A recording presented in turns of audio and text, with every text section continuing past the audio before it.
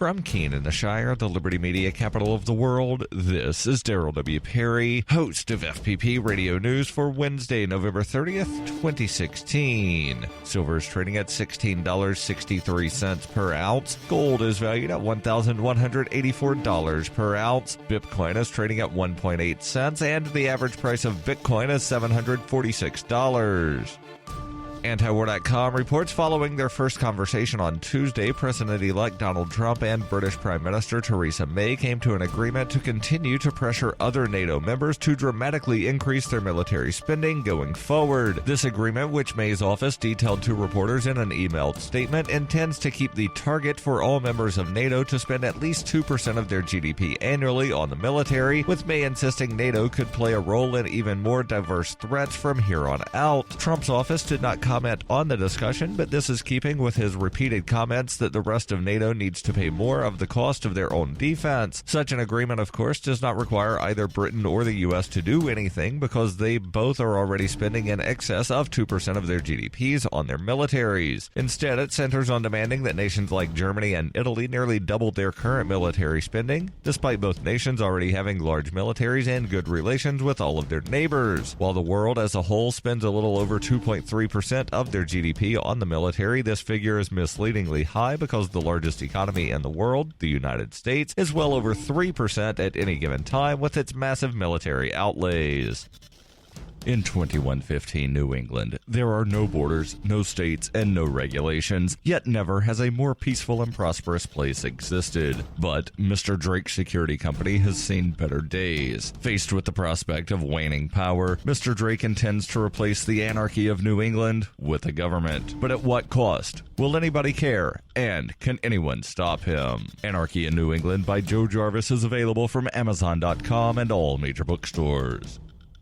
UPI reports at least 3 people have been killed as the result of historic wildfires that have eaten through some of Tennessee's most famous and picturesque resort territory, according to authorities on Tuesday. Officials said all 3 died in separate incidents connected to the fire, but details of the victims were not immediately known. Sevier County Mayor Larry Waters said at a news conference Tuesday afternoon, "We do not have further information on them at this time. We do not have identifications. We are working to identify these folks now." Fire officials said more than 150 homes and other structures have been destroyed by the fires. Authorities said these are the worst fires in Tennessee in at least 100 years.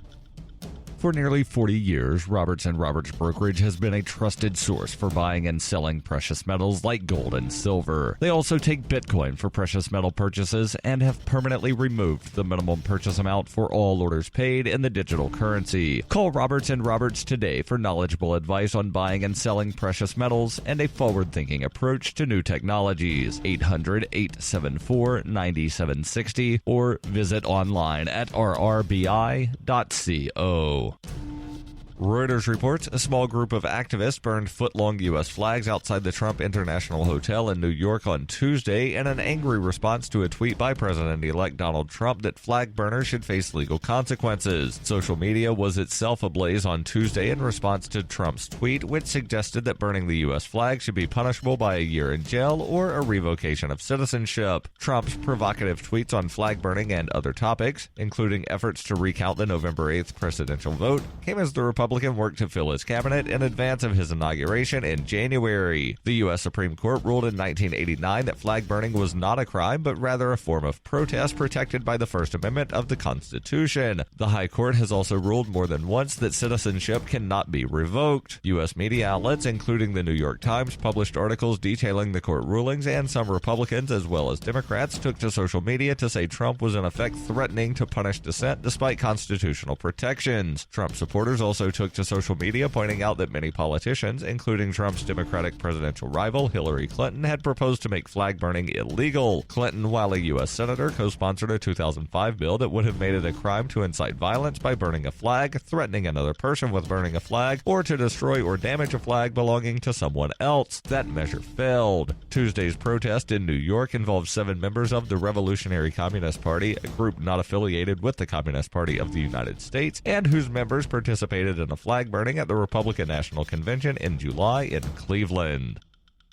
This has been FPP Radio News, online at fppradio.com.